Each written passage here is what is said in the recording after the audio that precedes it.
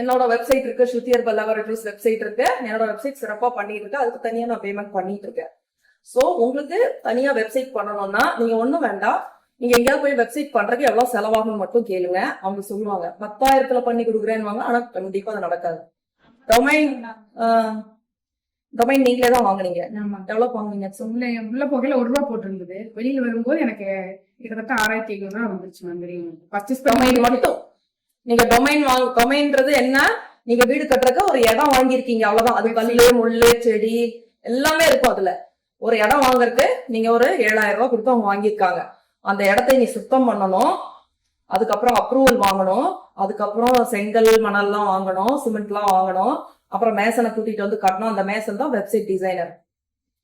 சரிங்களா? ரொம்ப புரியுற மாதிரி நான் சொல்றேன். அந்த மேசன் தான் வெப்சைட் டிசைனர்.